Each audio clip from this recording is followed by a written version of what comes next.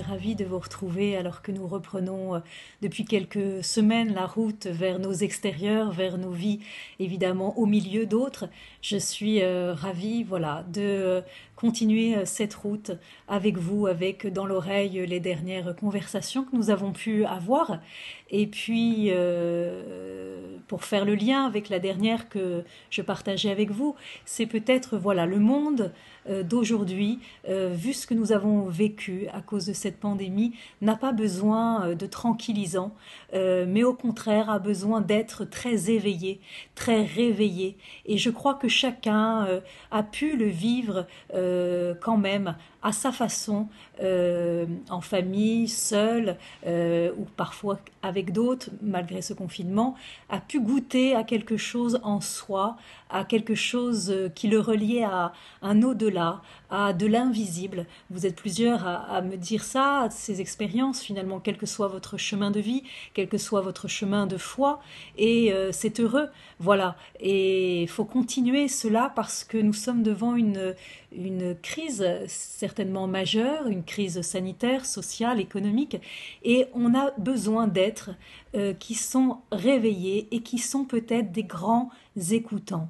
Voilà, des personnes capables de presque tout entendre, puisque nous l'avons vu alors que nous reprenons la route de nos univers d'entreprise, de communauté, d'endroits où nous sommes appelés à construire des choses ensemble.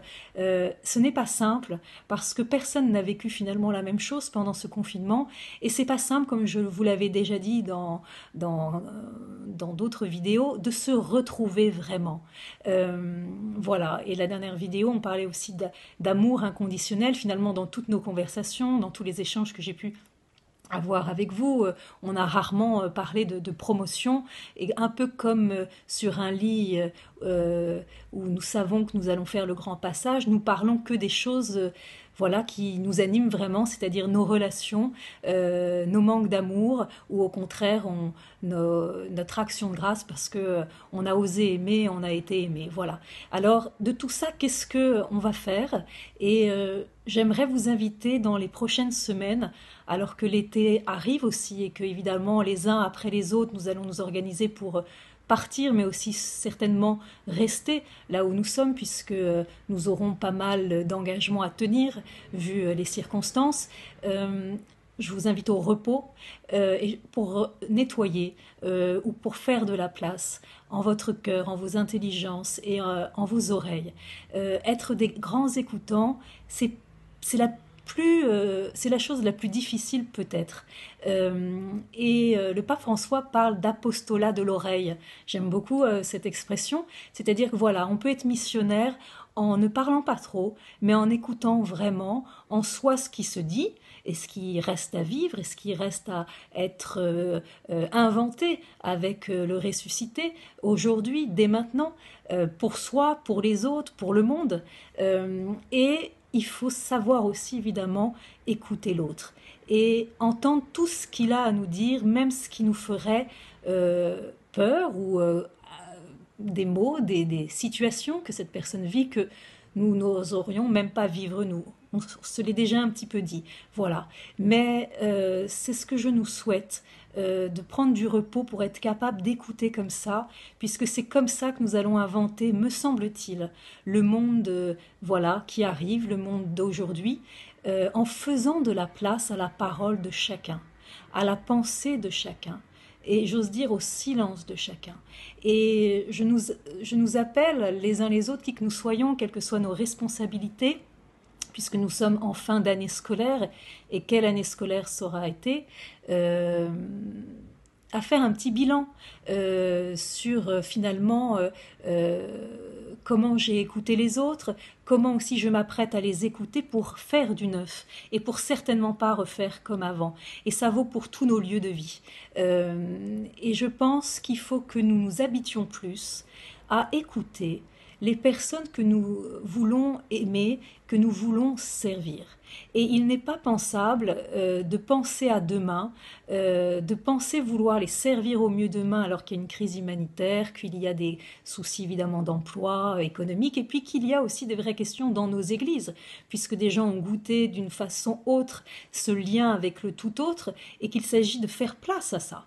Eh ben, laissons parler ces personnes et organisons des groupes de parole parce que il faut que nous quittions cette habitude un petit peu qui est toujours là, même si on est souvent avec beaucoup de générosité, on pense un peu trop à la place de l'autre, on fait un peu trop à la place de l'autre et je pense évidemment, vous me voyez venir aussi à toutes nos associations caritatives, à tous nos engagements plutôt tournés vers l'autre, les plus isolés, les plus exclus, mais pas que, tout autre public. En fait, ils ne sont pas souvent avec nous autour de la table pour voir si ce que nous avons pensé en termes de moyens humains, en termes de moyens financiers parfois d'ailleurs, et en termes d'intelligence humaine, est-ce que ça leur va? Qu'est-ce qu'ils ont à dire sur cette feuille de route? Voilà. Eh ben, j'aimerais que, voilà, de plus en plus, on fasse de la place à la parole des plus pauvres, là où nous sommes. Et en cette fin d'année, on peut aussi s'interroger, alors que le coronavirus nous aura parlé d'asphyxie finalement, et que là, des manifestations se font jour par le monde à cause d'un homme à terre écrasé par un autre homme, et cet homme de dire je ne peux plus respirer. Il est question aussi donc d'asphyxie. Voilà, ce terme de l'asphyxie, je crois que pour relire nos vies, ces prochaines semaines, ces prochains mois, sera très important pour inventer ce que nous voulons vivre entre nous. Et c'est une question pour moi, pour vous, finalement. Encore une fois, même parfois de bon cœur, est-ce qu'on n'asphyxie pas l'autre? Est-ce que finalement on lui permet vraiment de se révéler, de se relever et finalement de lui signifier que cette personne a tout en elle pour réussir, que nous on est juste des petits médiateurs du moment, mais que cette personne a tout en elle pour réussir. Vraiment, voilà, je nous souhaite du coup de vivre un petit peu plus vraiment le psaume 84, amour et vérité se rencontrent, justice et paix s'embrassent. C'est magnifique ces deux phrases, pas seulement sur cette poésie ou voilà, cette danse des mots, c'est qu'il y a quatre mots très importants, amour, vérité, justice et paix. Souvent, on a plutôt l'habitude de parler, d'écrire sur l'amour, sur la paix. Et au-delà de nos traditions, au-delà de même dans des vies d'entreprise, hein, on oublie plus le mot vérité et encore plus le mot de justice. Pourtant, dans la Bible, aimer l'autre, c'est pas qu'affaire de sentiments ou de volonté. C'est aussi, c'est vouloir son bien, bien sûr, donc en ça le révéler et lui faire tout ce qu'on pourra pour que cette personne soit debout. Mais c'est aussi respecter son droit.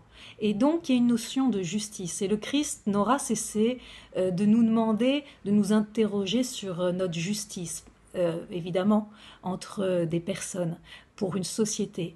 Et bien ça, je pense que pour nos discernements prochains, alors qu'on va être peut-être dans des situations d'urgence, discernons avec ces quatre mots nos actions, nos gestes, nos silences là aussi, et nos paroles.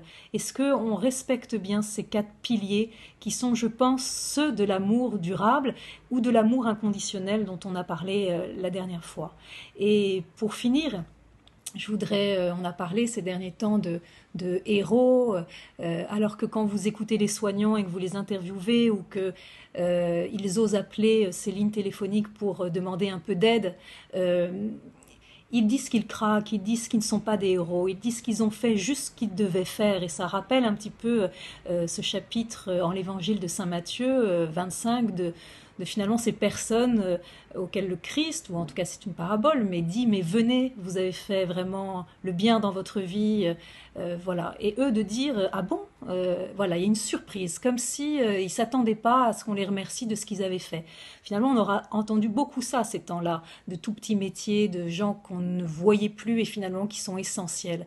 Et ces personnes, du coup, on a à les écouter parce qu'elles ne vont pas très bien. On a à en prendre soin.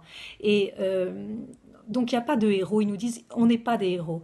Et dans la Bible, c'est très juste. On ne parle pas de héros. On ne parle pas non plus de succès, mais on parle de fécondité. C'est-à-dire comment nos relations sont des chemins de résurrection pour les autres, voilà, pour nous-mêmes, et puis évidemment pour Dieu qui est au milieu de nous. Eh bien, je nous souhaite d'avoir des vies toujours plus fécondes, c'est-à-dire qui n'asphyxient pas les autres, mais qui ne les enterrent pas, mais qui les révèlent et les relèvent. Et je pense que c'est la belle feuille de route que nous avons devant nous à faire avec eux, avec ceux que nous voulons servir, avec ceux que nous voulons aimer. Voilà, je vous dis à très bientôt et très beau chemin à vous.